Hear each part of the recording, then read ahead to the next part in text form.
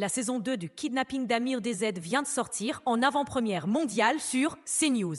Oui, Netflix a refusé. Trop invraisemblable. Petit résumé des épisodes précédents. Avril 2024, un influenceur algérien réfugié à Paris est enlevé, séquestré quelques heures. Et relâché sans rançon, sans menace, sans torture, même pas une égratignure. Même pas un petit murmure à l'oreille du style « Stop tes vidéos contre l'Algérie ». Et le plus beau, ni lui ni ses kidnappeurs ne savent pourquoi il a été kidnappé. Après 27 heures, on l'a gentiment raccompagné, en lui indiquant quel train prendre pour rentrer chez lui, comme un touriste perdu à la gare du Nord. Bref, le kidnapping le plus poli, le plus courtois et probablement le moins rentable de toute l'histoire du renseignement. Et franchement, on comprend mieux pourquoi Netflix a refusé de produire cette série. Trop nul pour être crédible. Mais c'était sans compter sur le génie de son réalisateur Bruno Retailleau, un maître du timing. Le script brûlait la poussière dans un tiroir depuis plus d'1 an. Mais lui, il a eu l'idée de le sortir pile le lendemain de la visite de Jean-Noël Barrot à Alger pour amorcer une réconciliation. Résultat, tous les plateaux en parlaient et Amir DZ devenait le Michael Scofield des talk-shows français. Un véritable coup de maître de la part de Bruno Retailleau. Et là, il nous refait exactement le même coup.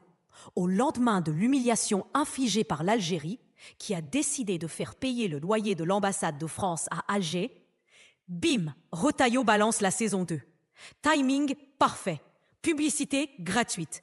Et cerise sur le couscous, cette fois, le casting inclut carrément un diplomate algérien accusé d'avoir participé à l'enlèvement.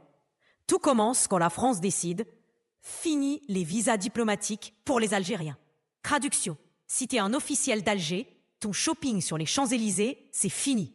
Réponse d'Alger, fini les visas diplomatiques pour les Français. Traduction, fini les agents de renseignement français qui se baladent librement à Alger. Mais Alger rajoute un petit bonus, façon DLC, et en plus, votre ambassade à Alger, elle va commencer à payer son loyer. En langage diplomatique, c'est l'équivalent de « Rends-moi ma clé USB ». À Paris, pendant 2 secondes, certains ont cru que Macron allait faire mal à Tebboune. Résultat, c'est Tebboune qui leur a encore plus fait mal. Et là, Retailleau, tel un producteur de télé-réalité en manque de buzz, ressort sa star du moment, Amir DZ. Oui, lui, l'homme qui s'autoproclame l'ennemi public numéro 1 de l'Algérie. Selon la justice française, il a été kidnappé par un diplomate algérien. Pourquoi ? Parce que son téléphone a borné dans le quartier.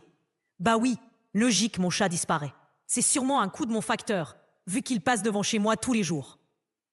Mais Macron, pas du genre à lâcher l'affaire, a voulu frapper plus fort. Il s'est donc dit, tiens, si j'allais rameuter mes copains européens pour qu'ils fassent pareil et interdisent les visas aux diplomates algériens. Première escale, Giorgia Meloni, l'italienne au sourire carnassier. Giorgia, on coupe les visas algériens ensemble ? Manu, je viens de signer 20 gros contrats avec Alger. Alors tes embrouilles de cours de récré avec ton ministre Retailleau, comment dire, tu te les gardes. Deuxième tentative, l'Espagne. Pedro, amigo, on se serre les coudes contre Alger ? Manu, ça fait à peine 3 mois que je recolle les morceaux avec eux, je vais pas tout flinguer pour tes chamailleries. Trouve-toi un autre camarade de bac à sable. Dernier espoir, l'Allemagne. Olaf, dis-moi que t'es avec moi. Avec toi ? Non. Avec Alger, oui. La semaine dernière, j'ai même invité Tebboune à Berlin.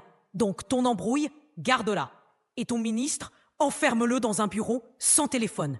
C'est là que Macron a enfin réalisé que son ministre de l'Intérieur venait de l'embarquer, lui et la France, dans une galère diplomatique XXL avec 0 bouée de sauvetage. Pendant ce temps, à Alger, l'ambassadeur français, lui, avait déjà anticipé. Il épluchait Oued-Knis à la recherche d'un petit studio pas trop cher, si possible avec balcon et vue sur le jardin d'essai, histoire de se consoler en regardant les palmiers pendant que Paris et Alger se crêpent le chignon. Moralité, dans cette affaire, tout le monde croit jouer au plus malin, sauf peut-être celui qui pense qu'on peut faire trembler Alger avec une interdiction de visa. Spoiler, l'Algérie a déjà survécu à une décennie d'embargo alimentaire, commercial, culturel et même social. Alors, un petit embargo sur 3 tampons de passeport et 2 invitations à Roland-Garros, comment dire ? C'est comme menacer un chameau avec un pistolet à eau. Si t'as aimé cette vidéo, like, partage. Et surtout, abonne-toi. Parce que la diplomatie, c'est censé être sérieux. Mais entre Paris et Alger, c'est devenu une sitcom à plusieurs saisons, réalisée par Retailleau, et nous, on a les meilleurs sièges pour regarder.